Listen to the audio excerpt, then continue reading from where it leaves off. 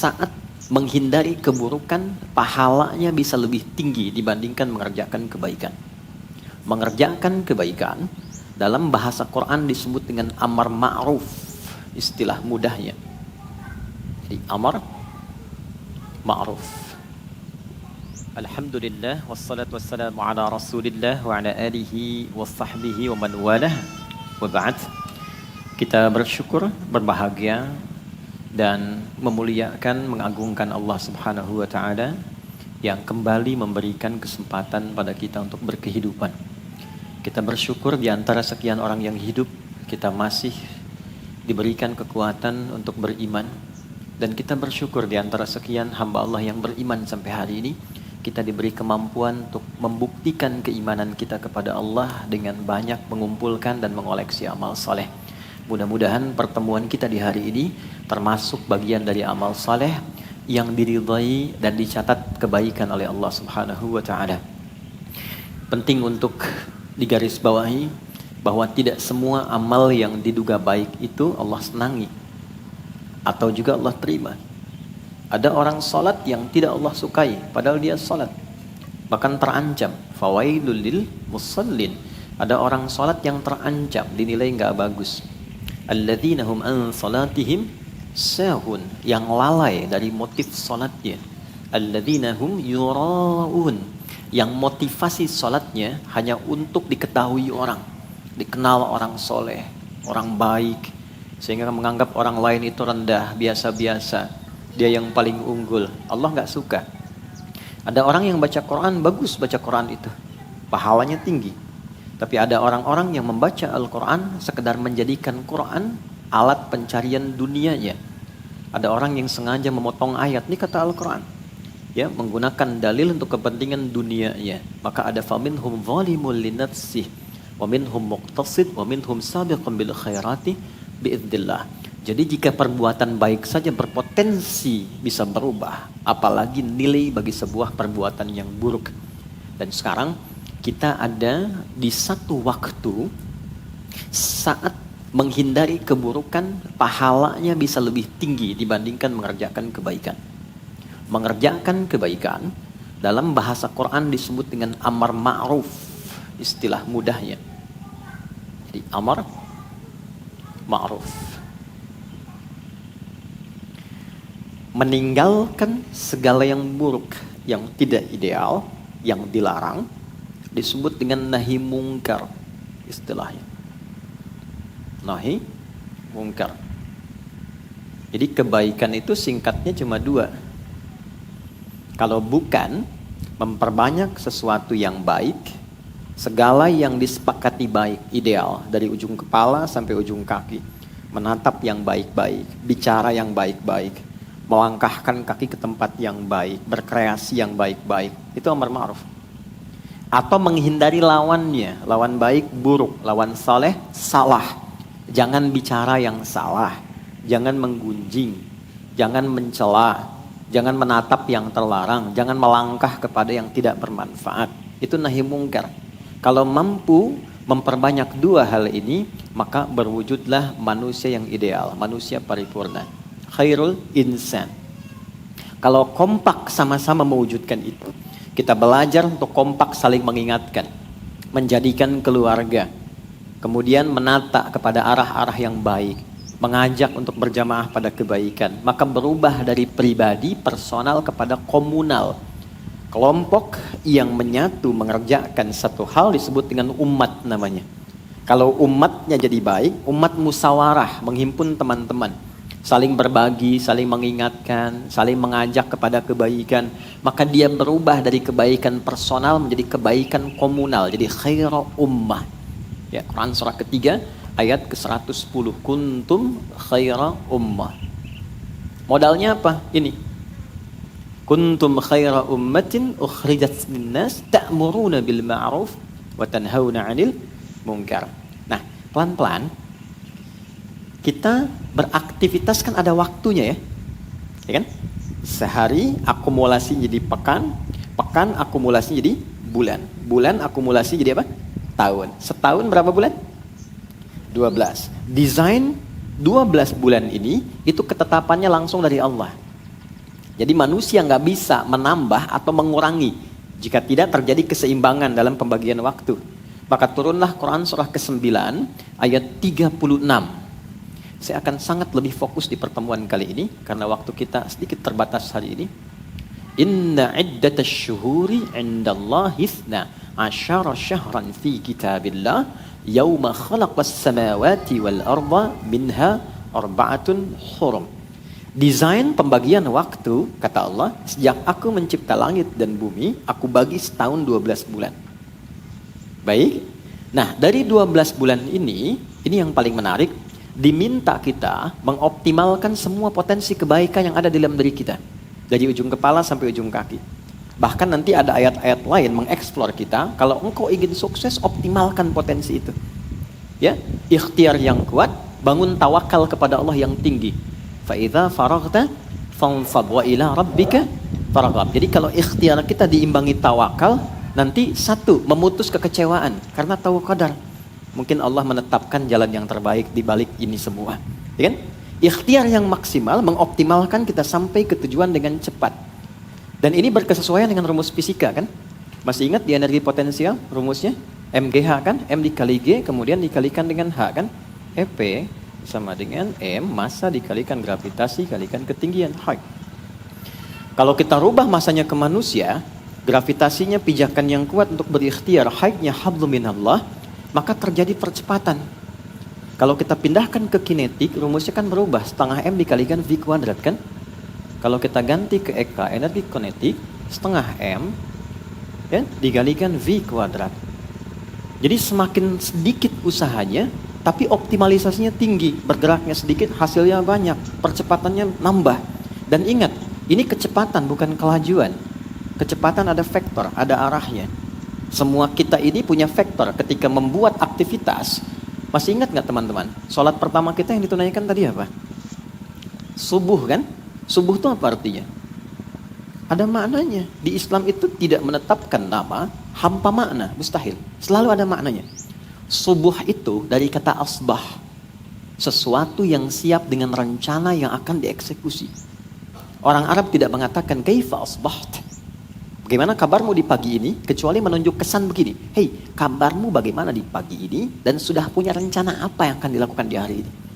Ya, itu yang dimaksud Quran surah ke-81 ayat 18. Wasubhi idza tanaffas. Dan aku bersumpah kata Allah demi waktu subuh yang semua teratur dengan sempurna, yang siap untuk dieksekusi. Jadi matahari pun memulai sinarnya di subuh, fajar. Tumbuhan mengeluarkan oksigen dari sejak fajar, subuh. Jadi tanafas, boleh bergerak.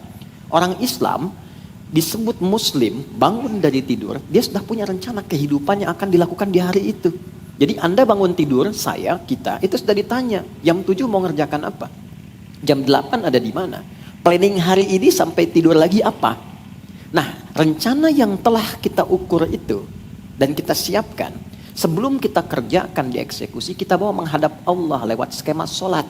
Makanya ada sholat subuh. Kita mintalah dalam sholat supaya rencana ini dimudahkan, disepakati, dan dibimbing oleh Allah agar hasilnya optimal. Ini yang menjadikan para sahabat dulu beraktivitas tuh ke masjid dulu. Nanti pulang dari pekerjaan, ke masjid lagi mampir, baru ke rumah. Karena itu aura yang dibawa ke rumah itu auranya aura masjid. Dan masjid kan tenang. Anda kan di jalan ketemu orang singgungan dengan mobil, dengan kendaraan lain. Kadang-kadang emosi meningkat, sudah di kantor banyak masalah, di jalan penuh problem.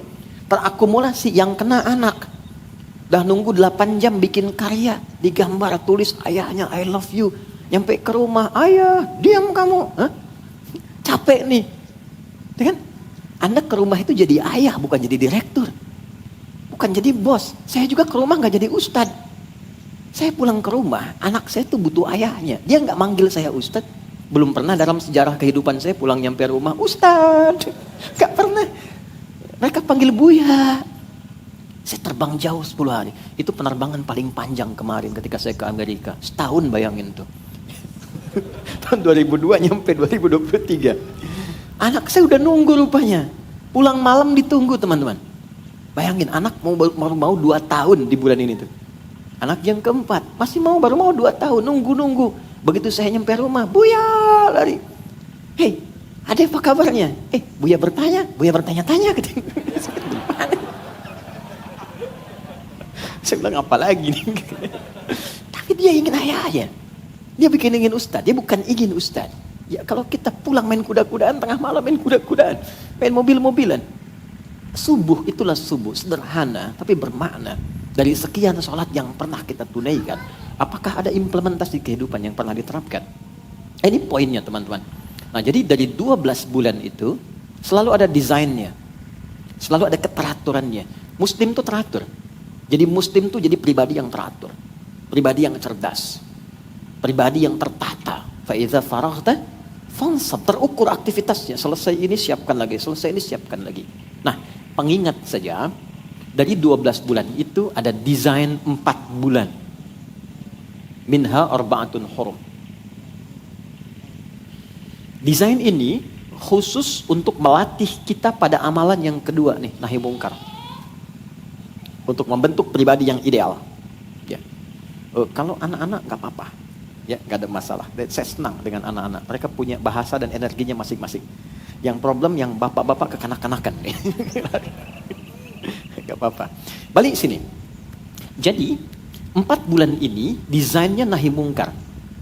Melatih pribadi kita untuk mampu mengendalikan diri dari ujung kepala sampai ujung kaki, menekan potensi salah sehingga yang muncul soleh. Nah 4 bulan ini ketika tiba di waktunya, maka pahala amalan ini bisa lebih tinggi daripada yang ini. Jadi Anda, saya, kita sholat misalnya di bulan ini ada pahala. Ya, value-nya itu 10 nilainya. Ya, kalau kita bicara akhirat namanya nilainya pahala ya, yang kita kenal ajrun, hasanah namanya. Nggak kelihatan sekarang, nanti saat akan meninggal ditampakkan. Ya, jadi saat akan meninggal, kenapa ada orang saat akan meninggal senyum gitu kan? Ya kan? Dia bahagia, baca Quran, ditampakkan kebiasaan baiknya, ditampakkan ujungnya dan pahalanya. Ya. Nanti saat kembali ke akhirat, hakiki diberikan. Jadi ada ilmu yakin sekarang diberitahu, ainal yakin ditampakkan saat sakaratul maut, hakul yakin dialami saat berpulang. Ya. Jadi kalau ingin segera tampak ya nggak apa-apa, itu pilihan ya. Tapi kan sesuai ajal gitu ya. Nah ini 4 bulan ini kalau kita kerjakan, saya sholat dapat pahala 10 kebaikan. Itu ada di Quran surah ke-6 Al-An'am ayat 160. Man jaa bil hasanati falahu asyru amthaliha. Siapa yang menunaikan perbuatan baik yang punya nilai pahala, dia dapat 10 poinnya. Sholat disebut hasanah di Quran. Termasuk hasanah. Quran surah ke-11 Hud ayat 114. Aqimis salata tarafain nahar wa zulafan minal lail innal hasanati yudhibnas sayyiat. Jadi kalau kita salat ada pahalanya. Pahala ini bekal saat pulang ke akhirat nanti. 10 itu begini. 1 keduanya 500 tahun, 2 ketiganya 500 tahun, 3 keempatnya 500 tahun. Demikian selanjutnya. Tapi kalau kita ada di satu di antara 4 bulan ini, maaf, lihat handphone. Mau lihat YouTube ceramah. Tiba-tiba ada iklan yang nggak pantas. Algoritma itu berputar misalnya. Lalu Anda skip tuh, palingkan, ganti. Dengan niat menghindari maksiat. Itu pahalanya 2 kali lipat dibanding hari biasa. Kalikan 2. Jadi menghindari maksiat itu sesuatu yang salah. Bukan cuma menghindarkan kita pada keburukan. Itu ada nilai, dihargai, diapresiasi oleh Tuhan. Allah tuh menyayangi. Makanya di ayat Quran surah kedua, ayat 222, itu disebut sosok yang dicintai oleh Allah. Innallaha yuhibbut tawwabin. Allah itu senang pada orang-orang yang sering mengoreksi diri menghindari perbuatan maksiat. Mau melangkah nih, ada tempat yang salah, gak usah kesinilah, ke tempat lain saja. Nah itu ketika dia berpindah ada pahalanya. Ada orang bikin hoax, ya, bikin berita, terpancing untuk ikut, lalu Anda tahan misalnya, gak jadi, Anda tinggalkan, ada pahalanya. Dan pahala di waktu itu 2 kali lipat. Nah, yang 4 bulan ini nanti dirinci dalam hadis, misalnya Sahih Muslim, karya Imam Muslim, nomor hadis 1679. Riwayat sahabatnya namanya Abu Bakrah, dikenal dengan Nafi'. Saya baca cepat. Fokus teman-teman, Saya tidak bermaksud mengajari, hanya sharing atas apa yang disampaikan oleh Nabi dan beberapa ulama-ulama kita. Qala Rasulullah sallallahu alaihi wasallam. Nabi sallallahu alaihi wasallam pernah menyampaikan pesan mendalam. Inna zamana qad istadara ka hayatihi yauma khalaqas samawati wal ard. Kata Nabi, Allah itu sedang mencipta langit dan bumi, sudah mendesain waktu akan berputar begitu saja. Jadi sekarang siang nih, mau jam 11. Besok pun akan ketemu ke situ lagi. Pagi ketemu lagi, pagi. Malam ketemu lagi, malam. Jadi kalau kita nggak isi dengan baik, maka waktu hanya akan berputar begitu saja. Waktunya kan sama, begitu. Yang merubah kan suasananya. Suasana itu kan berdasar pada tindakan kita. Kitanya kreatif, terjadi perubahan. Zaman dulu tidak sama dengan sekarang. Kenapa keadaannya berubah? Bukan waktunya berubah. Kreativitas manusianya yang tidak sama. Sehingga melahirkan karya yang berbeda. Maka kalau Anda ingin menjadi pribadi, kata Nabi, yang sukses, yang baik, isi waktu dengan karya-karya yang gemilang.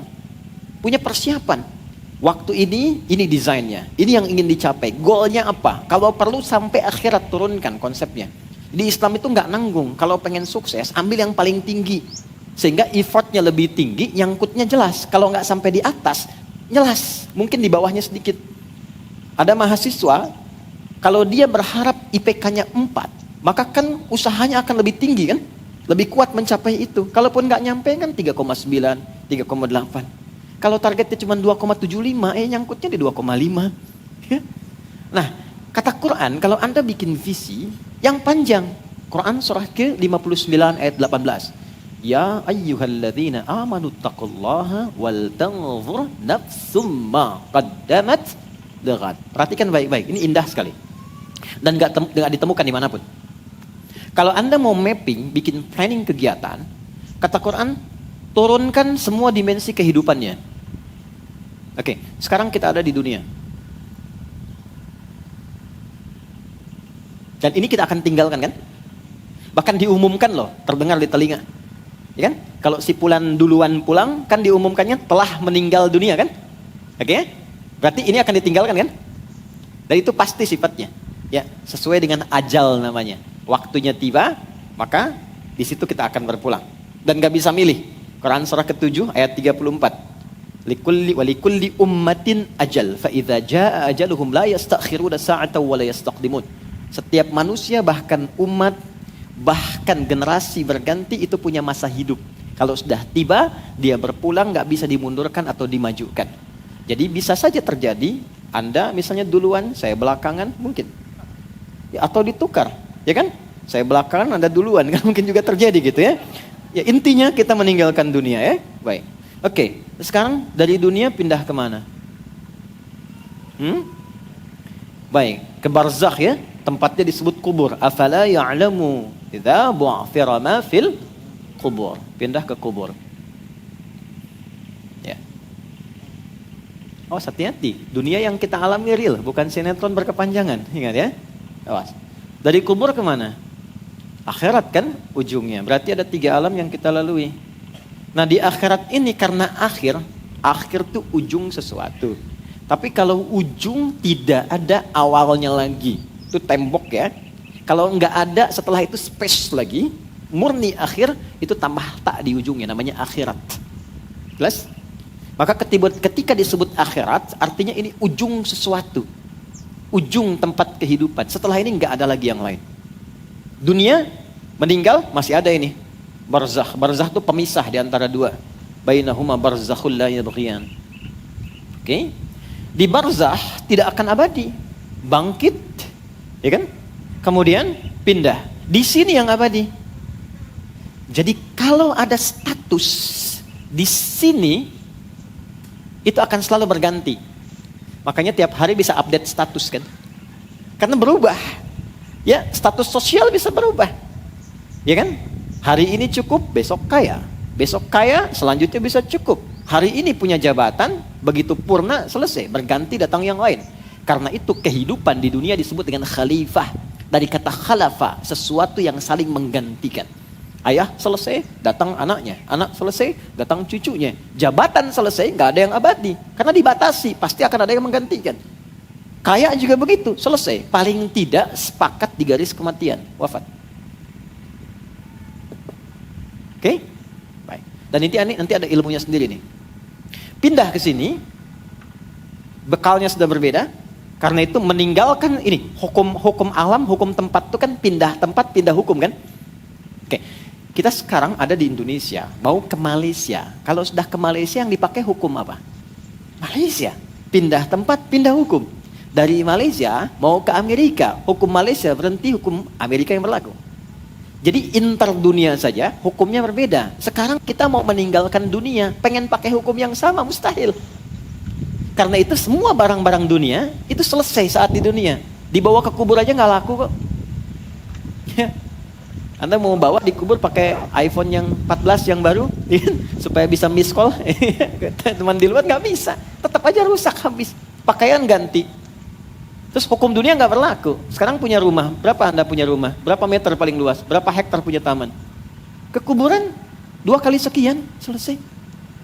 Bukan berarti nggak boleh selama di dunia, silahkan. Tapi value-nya, naikkan value-nya supaya nanti memberikan nilai ke sini. Silahkan pakai hukum dunia di sini, gunakan value akhirat sehingga ketika pindah kita punya bekal. Puncaknya di sini. Cuman 2 pilihannya. Kalau bukan di tempat kenikmatan darun naim, surga, atau di tempat kenestapaan neraka. Cepat. Wal tanzur, kembali ke Quran surah ke 59 ayat 18. Wal tanzur nafsum ma qaddamat lighad, dan ayat ini dibuka dengan kata iman. Ya ayyuhalladzina amanu. Sedikit ya. Hai semua orang yang beriman, tingkatkan takwamu kepada Allah dan kalian mesti punya visi hidup yang panjang. Jadi ternyata teman-teman, jadi orang yang muslim beriman itu adalah orang yang visioner. Di semua konsep kehidupan kita, even sekarang kita hidup di dunia, harus visioner. Ya, di antara visi itu jangan tanggung kata Allah, turunkan skemanya dari yang paling tinggi. Wal tanzur nafsum ma qaddamat li ghad. Ghad itu akhirat. Jadi kalau mau bikin kegiatan kata Allah, ya ini bagus sekali desainnya dan tentu sempurna karena dari Allah. Turunkan dulu tempat yang terakhirnya, goal itu turunkan yang paling tingginya dulu. Kita kan terakhir di sini kan, insya Allah ya. Baik, insya Allah ya. Siapa yang mau ke surga? Alhamdulillah. Surga itu ada 8 tingkat, paling tinggi surga Firdaus. Siapa yang mau ke Firdaus? Nah, gitu ya. Jadi gini, kata Quran, kalau pilih dan menempatkan sesuatu, tempatkan yang paling tinggi. Jadi kalau kita tempatkan di Firdaus, nyangkutnya kan jelas ya. Paling tidak surga standar kan. Yang nikmatnya juga sudah nikmat ya. Tapi kalau Anda katakan, ya yang penting masuk surga lah, nggak usah tinggi-tinggi amat ya. Si amat aja nggak tinggi bisa kan. Anda pilih yang biasa. Tapi kalau nggak nyampe situ, di mana nanti nunggunya? Ya kan? Oke, maka ini turunkan surga Firdaus. Nanti Firdaus amalannya apa? Beruntungnya, berbahagianya sebagai muslim, di Islam tuh lengkap semuanya, petunjuknya lengkap. Tidak ada satupun aktivitas kecuali ada petunjuknya. Tidak ada satupun kejadian, pekerjaan, tempat kecuali ada petunjuknya. Silahkan Anda bandingkan dengan manapun. Ini menunjukkan kebenaran dalam Islam. Gak mungkin bisa memberikan petunjuk dengan tepat di setiap tempat aktivitas yang kita lalui kecuali siapa? Yang mendesainnya. Kan ada fitrah kemanusiaan. Hanya manusia yang bisa melakukan itu. Tapi kalau nggak bisa dikerjakan, berarti manusia lemah di situ. Harus ada yang lain yang mendesain itu. Allah telah menyiapkan segalanya buat dari Firdaus. Turunlah Quran surah ke-23. Ayat 1 sampai 9. Penghuni surga Firdaus itu apa saja? Dan yang dijelaskan bukan profesinya, tapi karakternya. Qad aflahal mu'minun alladzina hum fi salatihim khashi'un walladzina hum 'anil lagwi mu'ridhan walladzina hum lizzakati sa'ilun. Penghuni surga Firdaus itu ternyata pertama orang yang membangun hubungan baik dengan Allah.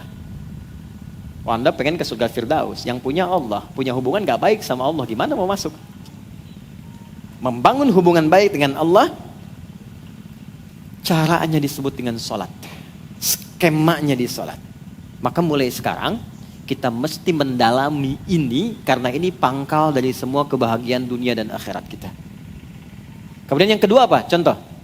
Maaf ya, Anda mau jadi apapun silahkan. Pengusaha, boleh. Pebisnis, oke. Diplomat, birokrat, ilmuwan, silahkan. Kan semua tidak menghalangi untuk punya hubungan baik dengan Allah kan? Salat silahkan. Kemudian walladzina hum 'anil lagwi mu'ridun, pada yang tidak penting tinggalkan. Obrolan yang tidak penting, hal yang tidak penting, yang enggak bermanfaat, itu ini kalau pengen ke sini. Turunkan sampai ke bawah. Nah, di antara latihannya lagi apa? Ini. Kalau ada latihannya nahi mungkar, meninggalkan yang tidak penting, yang tidak bermanfaat, tepat di 4 bulan ini, pahalanya 2 kali lipat. 4 bulan ini kata Nabi, maaf, talata mutawaliyat. Isi waktu dengan benar selama 12 bulan. Jangan ada waktu yang kosong yang sia-sia, pesan Nabi. Siapkan visi sampai ke akhirat yang paling tinggi, sukses dunia, alam kubur baik, akhirat tenang. Latihan 4 bulan utama. Talata mutawaliyat, 3 berurutan. Bulan ke-11 Dzulqa'dah. Bulan ke-12 Dzulhijjah. Makanya orang haji banyak mengoreksi diri. Ketiga Al-Muharram, bulan pertama. Ingat, ada haram, ada muharram, ada al-muharram, itu beda. Muharram itu perbuatannya. Mencuri muharram. Hukumnya haram. Waktu meninggalkan hal yang dilarang al-muharram. Jelas? Oke. Satu lagi apa? Rajab. Wa Rajabun Mudhar syahrun baina Jumada wa Sya'ban. Bulan Rajab yang letaknya di antara bulan 6 dan bulan 8, Jumada dan Sya'ban. Sekarang kita berada di bulan itu, di pertengahannya. Kita ada di Rajab. Jadi Rajab itu, maaf, bulan evaluasi. Bulan mengoreksi diri, bulan muhasabah. Dan Quran itu kalau ngajak muhasabah, itu jangan tunjuk orang dulu. Ternyata tidak keluar. Ke dalam dulu konsepnya. Ke dalam. Maka kita mulai koreksi ke dalam dengan turunnya Quran surah ke-66 ayat yang ke-6. Kita bahas dari sini pembahasan utama kita. Nanti baru masuk ke materi yang saya akan buatkan kurikulumnya sampai akhir tahun ini. Jadi insya Allah pembelajaran kita akan tersambung, berkelanjutan, sampai dengan akhir tahun, supaya Anda tahu kalau mau belajar di sini dengan saya kajiannya apa gitu. Nanti saya akan berikan resumenya supaya juga ada catatan yang bisa dibawa. Ya, selain nanti terdokumentasikan lewat video yang mungkin bisa diakses kembali. Baik, saya mulai teman-teman dengan Quran surah ke-66 ayat 6 dulu. Ini dasar pengantarnya hari ini, setelah itu masuk ke kurikulumnya.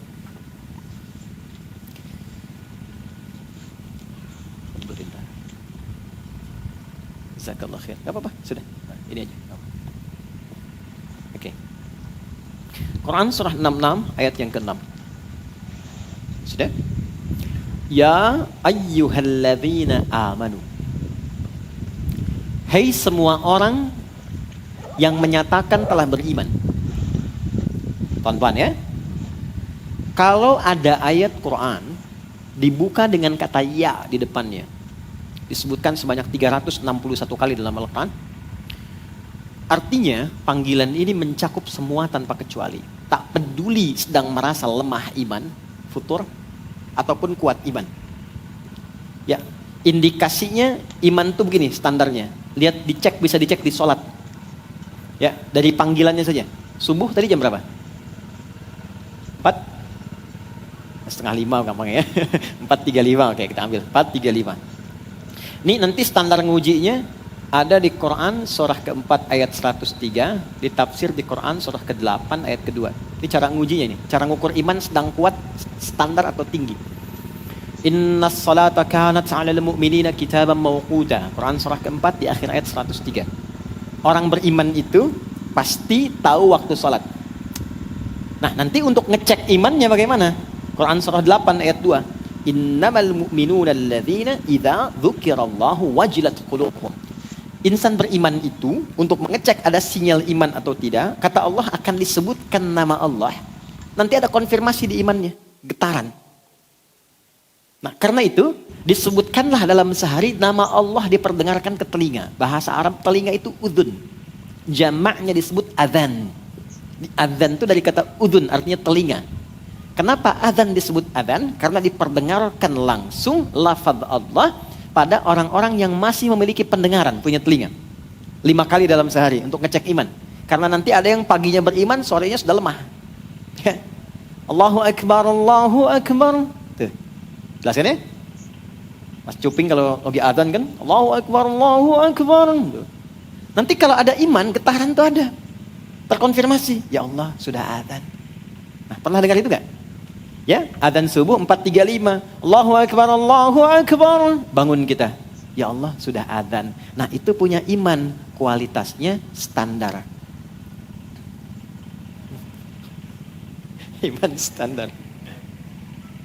Ya, pas dipanggil, pas respon. Ya kan?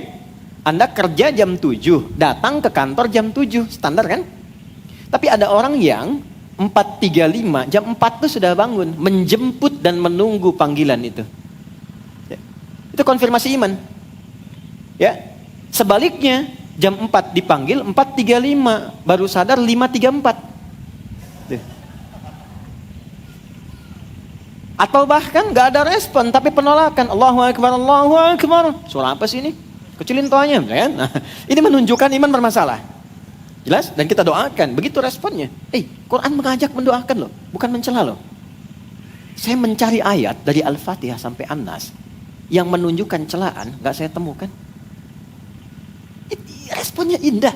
Nih ya, Fir'aun tuh, Fir'aunnya. Kebayang gak? Fir'aunnya. Hobi bunuh orang, ngaku Tuhan, tindakan zalim dan sebagainya. Tetap kalimatnya indah. Quran surah 20 ayat 43 sampai 44. Idhaba ila fir'auna innahu tagha faqula lahu qawlan layyina la'allahu yatadhakkaru aw yakhsha. Musa dan Harun pergilah kepada Fir'aun. Fir'aun itu bukan orangnya, tapi jabatan yang melekat kepadanya. Tuh lihat ya, ada orang salah menyalahgunakan wewenang jabatan. Oleh Allah dilarang mengeksplorasi dan mencela orangnya. Bukan namanya yang salah, perilakunya yang keliru. Jangan karena perilaku salah Anda cela namanya.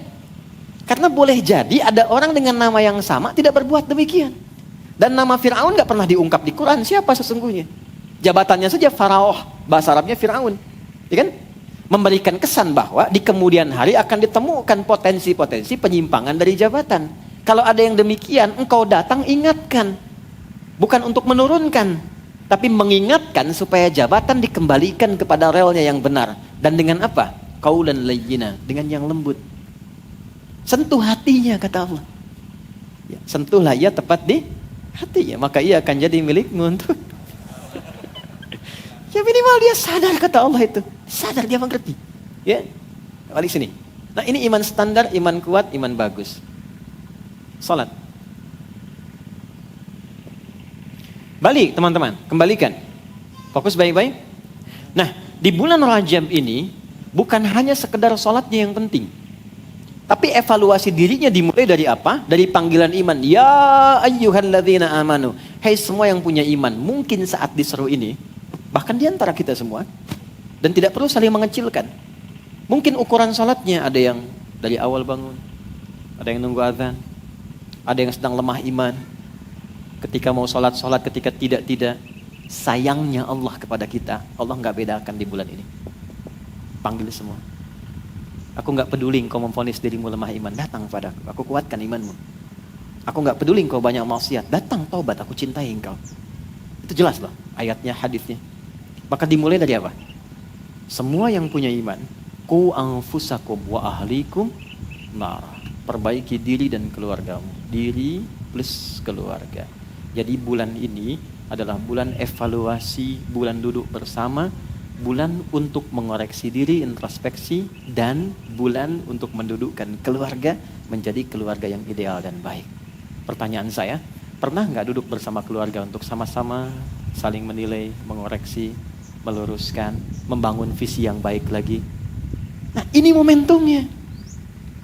Tolong tunjukkan pada saya, di buku mana Anda temukan memberikan kesempatan waktu yang rinci, detil dengan petunjuknya, membagi waktu yang menerangkan kita menjadi pribadi baik, plus juga membawa keluarga pada kebaikan. Tunjukkan pada saya. Anda akan temukan. Yang ada cuma konsep yang pandangan parsial sifatnya. Belum tentu bagi si B baik, bagi si A mungkin. Tapi Allah membawa kita pada suasana yang indah. Hei, kamu mungkin sebagai pribadi unggul, coba lihat keluargamu. Kamu mungkin champion di perusahaan, di rumah nggak ada kebahagiaan. Atau mungkin di rumah bahagia, tapi di masalah selalu muncul. Di pekerjaan, di kehidupan sosial, pada pribadi. Mungkin yang salah bukan orang, yang salah mungkin dirimu sendiri yang belum kau koreksi. Ketika Anda berdiri dan ada orang lain lewat, dia tidak menyapa. Yang salah bukan dia yang tidak menyapa. Yang salah Anda yang menyimpulkan dia sombong. Boleh jadi dia sedang buru-buru, dia sedang sakit gigi gak bisa nyapa. Mungkin demikian. Tapi karena kesimpulannya yang hadir dari pribadinya bahwa dia tidak menyapa, dia sombong, jadilah kemudian bahan-bahan perselisihan. Maka coba dudukkan dirimu, kata Allah, dan ajak keluarga. Nah, ini yang coba kita akan turunkan pelan-pelan. Bagaimana konsep muhasabah diri yang baik plus menyertakan keluarga di dalamnya. Dari segi waktunya sampai detil pelaksanaannya. Kita mulai dengan Quran surah ke-51 ayat 18. Keutamaannya ditemukan, keutamaannya ada di Quran surah ketiga ayat 17. Wah, ini musyawarah sesungguhnya nih, sakinah, mawaddah dan rahmah. Ya bukan cuma istrinya namanya sakinah, ya kan? Anaknya namanya mawaddah, adiknya namanya rahmah, bukan itu juga. Ya kalau kita nggak terapkan ini, belum tentu tenang di rumah tangga. Ya, ibu pilih mana? Kaya tapi gelisah atau miskin tapi tenang? Kaya tapi tenang.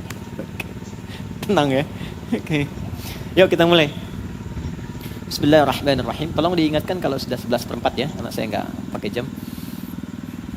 Bismillahirrahmanirrahim. Wa bil ashari hum yastaghfirun.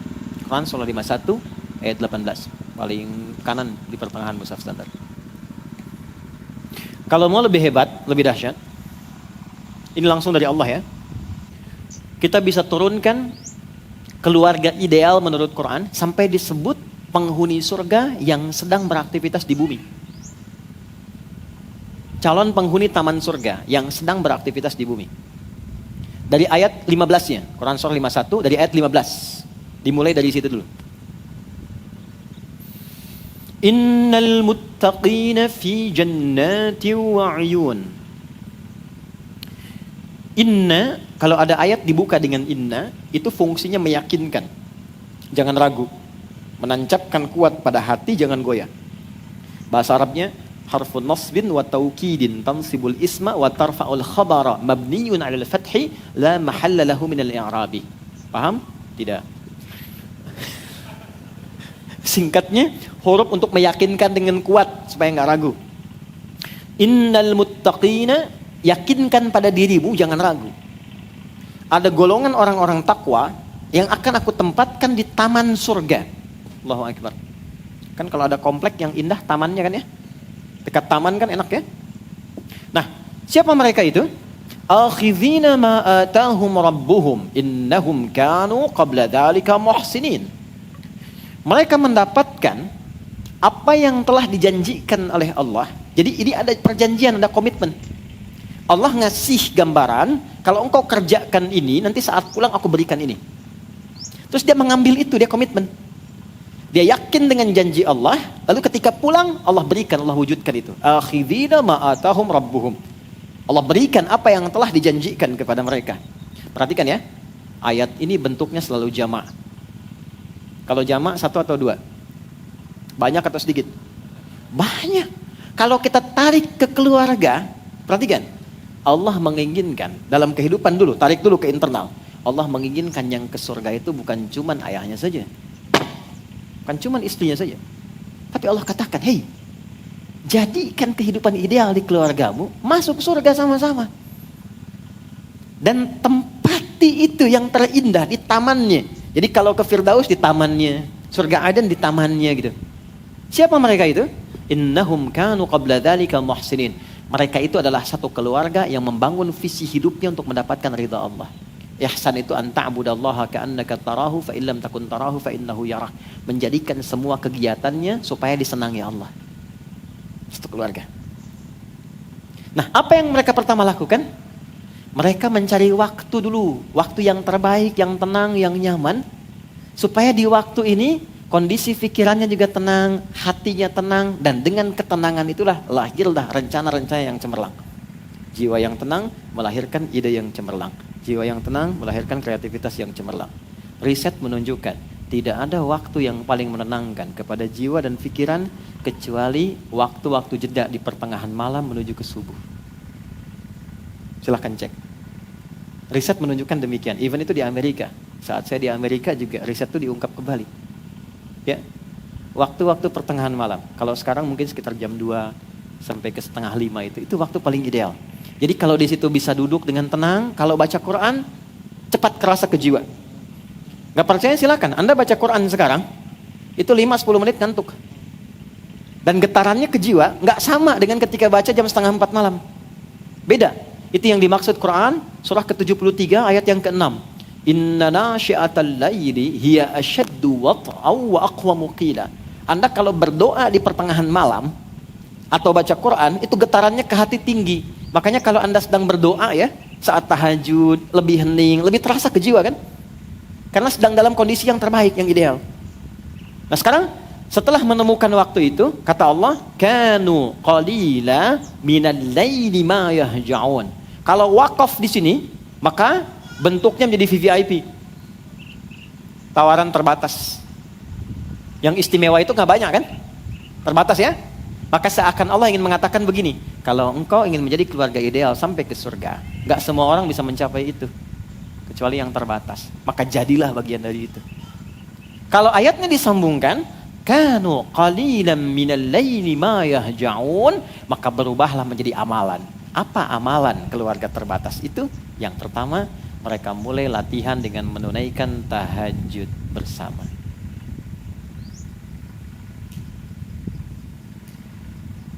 Quran surah ke-51 ayat 15 sampai ayat 18. Sekarang saya masih di ayat ke-17.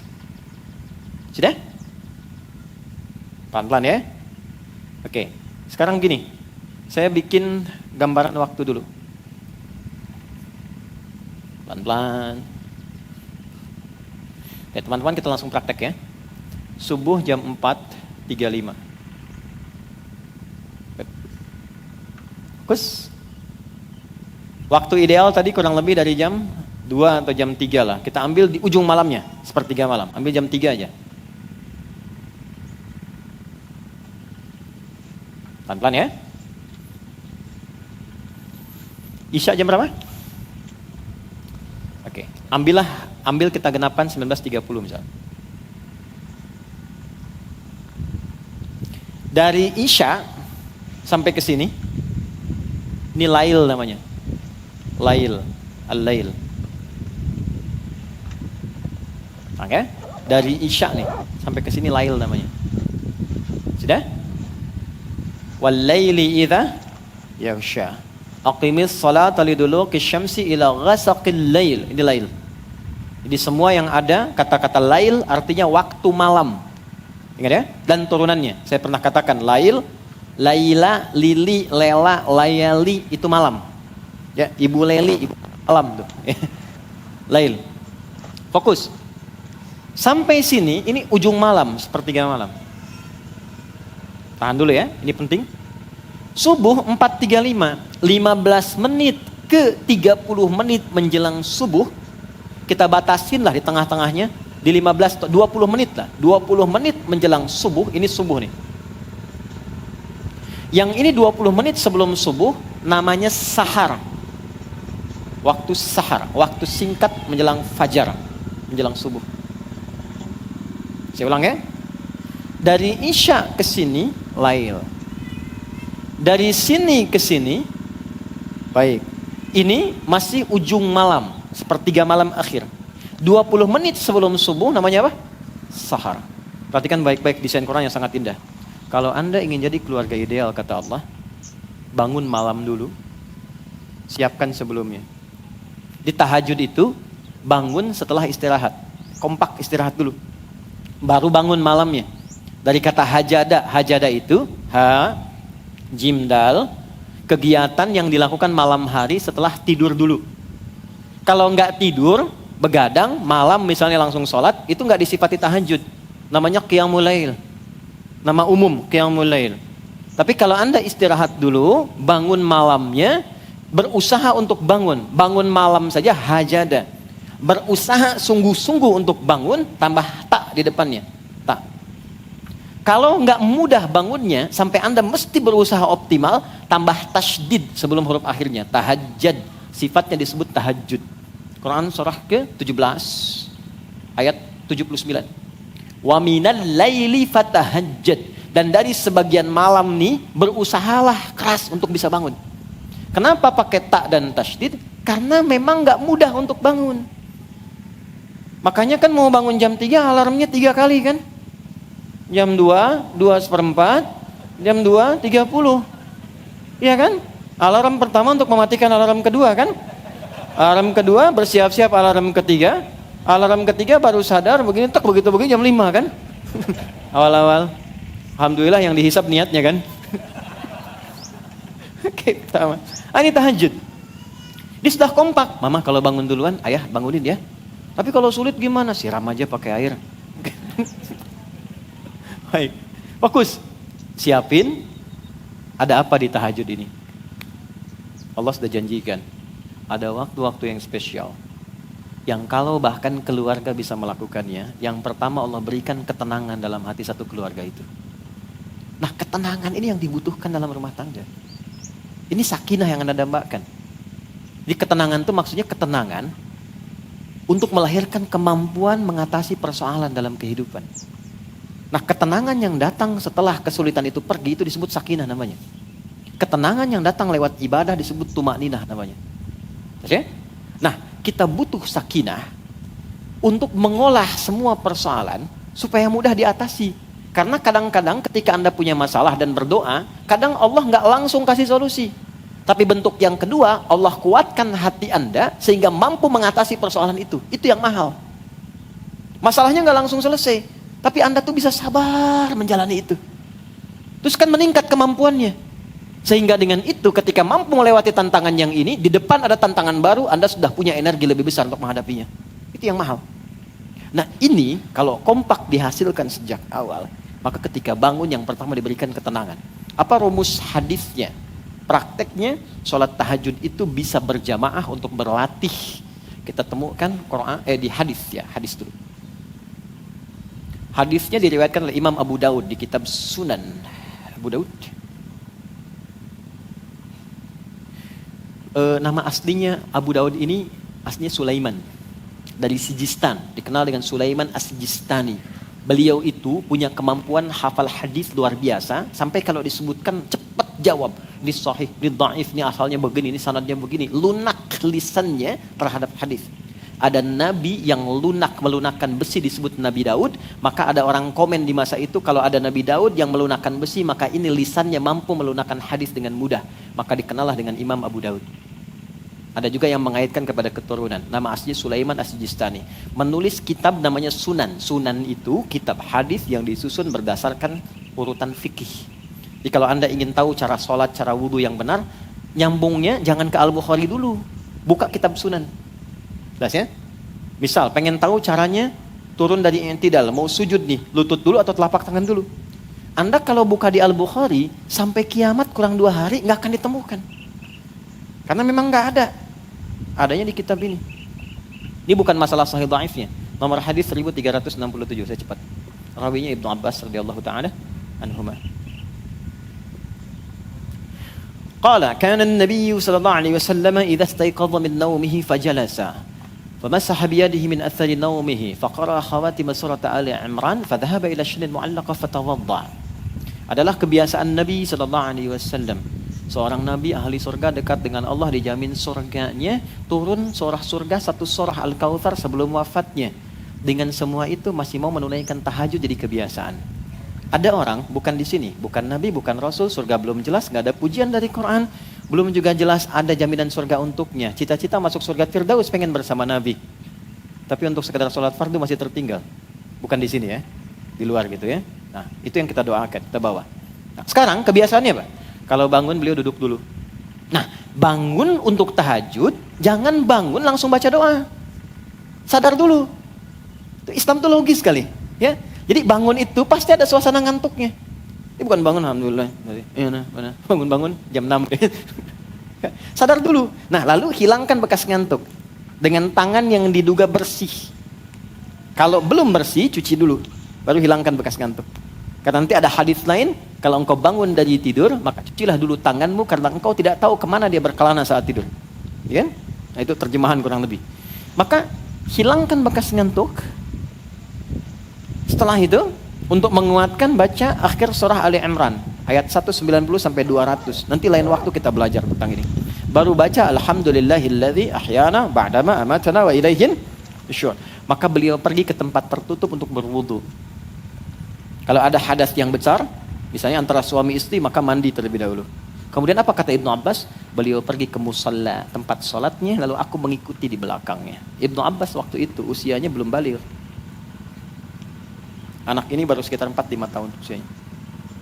Tapi sejak kecil didekatkan dengan Nabi. Jadi kayak gini Bu, Pak, kalau sedang ta'lim teman-teman diajak. Jadi kenalnya sama Rasulullah. Dan apa yang didekatkan, itu yang ditokohkan. Anak-anak kan begitu kan?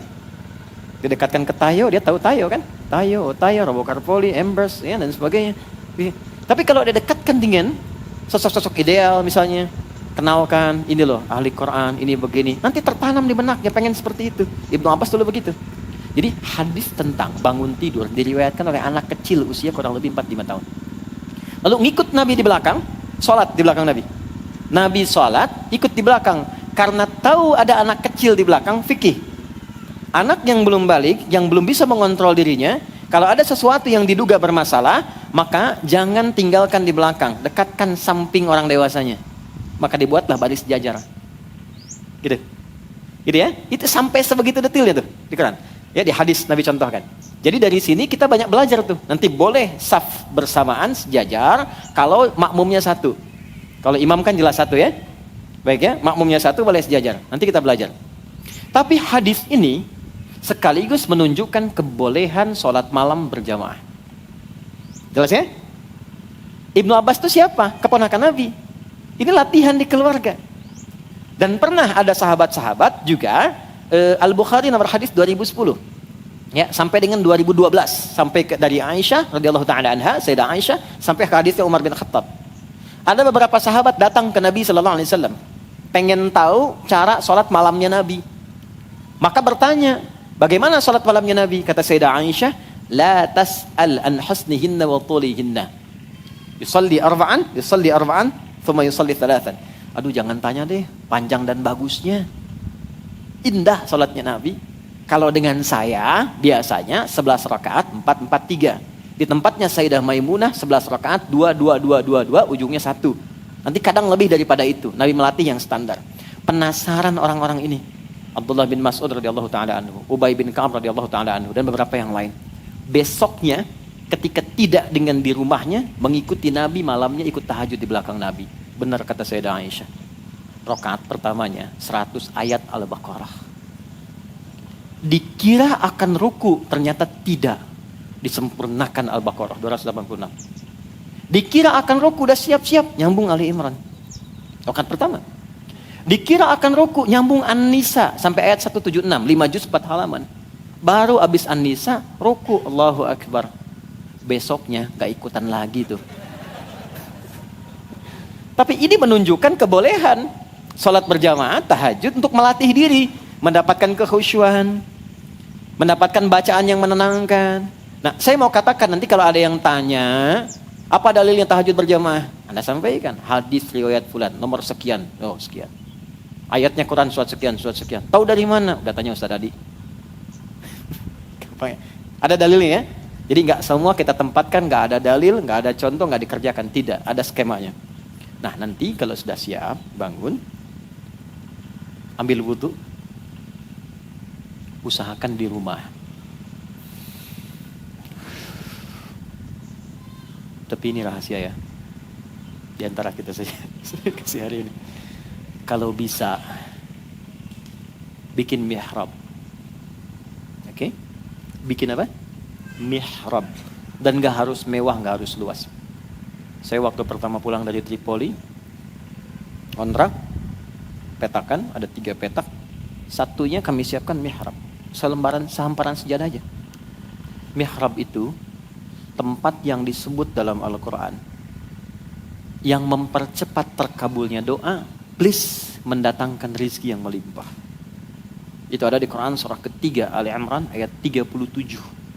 Maryam punya mihrab. Tidak harus di masjid, di rumah bisa dibikin. Tapi tolong, itu khususkan ibadah saja. Jadi di luar ibadah, keluar dari situ. Termasuk bikin status ya. Masuk situ ceklik, maaf ya sedang di mihrab, jangan ganggu. Jadi sholat, baca Quran, berdoa di situ. Perhatikan baik-baik. Kalau punya agak luas tempatnya, siapkan malam bangun. Buka dengan sholat dulu.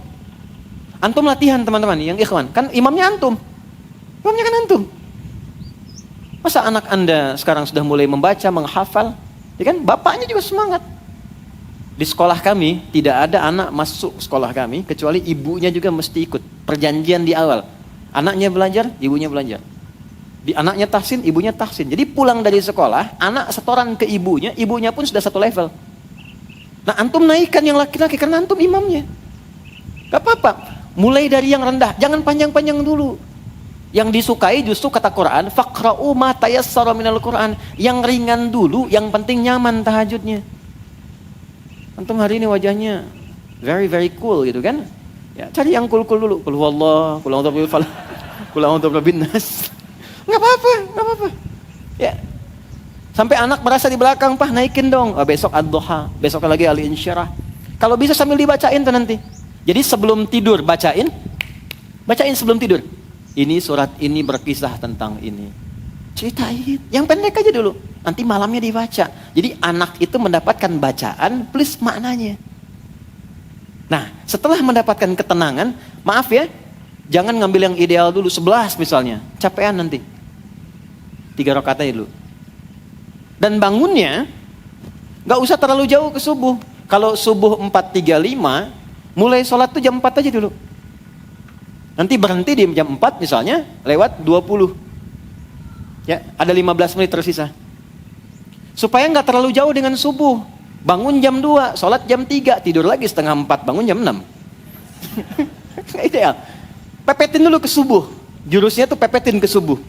Supaya saat bangun, gak terlalu jauh ke subuh jaraknya.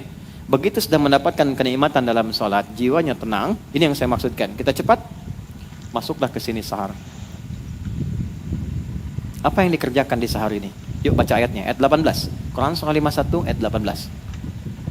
Wabil ashari hum yastaghfirun. Ada ayatnya? Oke ya, Quran surah 51 ayat 18. Wabil ashari hum yastaghfirun. Dan ketika masuk di waktu sahar, hum itu artinya mereka. Kalau mereka banyak kan? Kita bawa ke keluarga definisinya. Dan ketika masuk waktu sahar, keluarga itu kompak yastaghfirun, mengoreksi diri, bermuhasabah, bermohon kebaikan kepada Allah. Caranya bagaimana? Pak, maaf teman-teman, agak hening sebentar. Kata nggak mudah ini, butuh ketenangan, kesungguhan, ketulusan. Setiap personalnya membuka diri. Suami, istri, anak-anak, siapa duduk. Mulai dari ayahnya. Ma, mohon maaf selama ini mungkin belum menjadi ayah yang baik. Tidak seperti mungkin yang penuh kau harapkan. Anak-anak, papa mohon maaf. Mungkin dibalik kesibukan belum membersamai. Banyak hal-hal yang kalian inginkan belum papa penuhi. Belum mampu membuat kalian dekat dengan Allah secara baik. Setelah itu, alihkan kepada Allah. Ya Allah, ampuni saya ya Allah. Mohon jadikan ringan hisab keluargaku. Dan jangan jadikan ya Allah, maksiat yang aku kerjakan menular kepada keluargaku. Ampuni aku yang mungkin karena salahku istriku banyak berbuat maksiat. Ampuni yang mungkin karena salahku anak-anak jauh ya Allah. Anak-anakku jauh darimu. Mintakan ampunan kepada Allah dalam suasana waktu itu. Demi Allah beda dengan sekarang. Di waktu itu ketika Anda ucapkan demikian terbuka kepada keluarga dan mohon petunjuk kepada Allah, datanglah sakinah di situ. Dan pada saat yang bersamaan datang rahmat. Lalu istri menyusul, Pak, Mama juga minta maaf. Selama ini banyak berbuat salah. Banyak berbuat hal yang tidak penting dalam hidup. Anak-anak mama mohon maaf. Yang paling indah tuh ketika anak Anda mengatakan, bahkan si kecil, "Papa, mohon maafkan Nanda selama ini kurang baik sama mama dan papa. Kurang rajin sholatnya, kurang banyak doanya." Demi Allah, ketika semuanya sudah berkata, lalu duduk mengatakan, "Ya Allah, ampuni kami ya Allah. Ampuni kami ya Allah. Sayangi kami ya Allah. Astagfirullah. Astagfirullah." Duduk semua. Enggak ada di waktu itu kecuali malaikat, hadis sahihnya mencatat dan mengatakan, setiap yang kamu mohonkan, jika engkau minta ampun, Allah langsung ampuni. Hadis qudsi. Ghafartu lak, aku ampuni semua dosamu, engkau minta, aku jawab semua doamu. Anda bisa kerjakan di semalam aja. Gak percaya, malam ini kerjakan. Lihat hasilnya setelah itu. Bedakan rasanya, rasakan bedanya, pasti akan terasa bedanya. Dan ini bukan teori, ini perintah. Ini anjuran. Anda gak percaya silahkan. Anda membiasakan begitu, setiap menjelang subuh, tenang keluarga. Terbuka semua. Walaupun mungkin awal-awalnya seperti canda. "Mama mohon maaf ya Pak, banyak salahnya." Emang ya. Ini awal-awal, tapi setelah itu suasananya kan lebih enak. Lebih enak gitu. Nah di situ nanti lebih enak, dengan anak-anak nyaman, dengan orang tua juga hubungan baik gitu. Semuanya cair. Ambil sedikit aja semak, walaupun cuma 5 menit. Coba lihat setelah itu apa yang terjadi. Ini pahalanya bukan hanya tinggi, nanti di surga ditempatkan di tempat yang terbaik, dan itu senilai dengan orang yang salatnya khusyuk, senilai dengan orang sedekah, senilai dengan orang sabar. Di ayat Quran surah 3 ayat 17. As-sabirina was-sadiqina wal-qanitina wal-munfiqina wal-mustaghfirina bil ashar. Orang yang rajin istighfar di waktu sahar itu, Allah kuatkan dirinya setara dengan orang sabar. Nanti kalau ada kesalahan di rumah, anak salah, nggak cepat dimarahin. Karena tadi sering koreksi, diterima itu. Suami salah, nggak diekspor. Ya, kenapa papa begini? Emang kenapa? Tuh, enggak, salah. Oh iya, ya Allah, bimbing suami saya. Ya Allah, bimbing istri saya. Sama, ketemu. Gelombangnya sama. Wal qanitina, ke salat lebih khusyuk. Wal munfiqina, rizkinya lancar karena saling mendukung. Suaminya mau berangkat, istri SMS, "Papa, semangat ya, tenang, doa mama senantiasa mengiringimu." Anaknya kirim WA, "Pak, jangan cari yang haram ya." Tuh, aku bisa kuat gak makan sehari, puasa gak apa-apa, tapi aku gak tahan panasnya neraka walau sedetik. WA dari anak bungsu tuh, nyampe ke Anda. Mau jawab apa? Hari pertama di sekolah TK, di PAUD, di anak-anak kita, itu ayahnya diminta ngantar, ibunya. Nanti ayahnya pergi, ada yang tentara pakai seragam tentara, ada yang macam-macam pakai. Itu anaknya mengatakan depan ayahnya, "Pak, semangat ya, jangan cari yang haram ya, biar aku belajarnya dan cepat bisa hafal Quran dan belajarnya lancar di sini." Anda pulang depan anak, nggak ada yang nggak menangis, turun peluk anaknya, dicium, dan berhasil. Dan ayahnya pulang mendapatkan anaknya sedang murojaah Quran, hilang penatnya, malamnya bangun. Nah, saya kira ini momentumnya Rajab. Dan kalau Anda nggak kerjakan bulan ini tinggal setengah bulan lagi. Kalau Anda nggak coba sekali saja, Anda tunggu bulan depan, nggak ada momennya, bukan Rajab lagi. Kalau Anda bisa kerjakan sekarang, bisa optimalkan, maka kemuliaan di bulan ini, latihannya kita bisa optimal. Nggak ada waktu yang tidak bermanfaat. Setelah itu apa? Kita bawa latihan lewat sholat. Karena itulah perintah menerima sholat adanya di bulan Rajab. Dalam peristiwa Isra dan Mi'raj. Pas waktunya. Oke. Jadi saya kira ini pengantarnya, nanti kurikulumnya tentang sholat. Karena sholat bukan sekadar di Rajab, tapi sholat di setiap waktu. Nah, informasi untuk teman-teman kita semua, materi untuk ke depan, saya insya Allah akan buatkan kurikulum khusus tentang sholat. Pembahasannya di insya Allah semua aspek.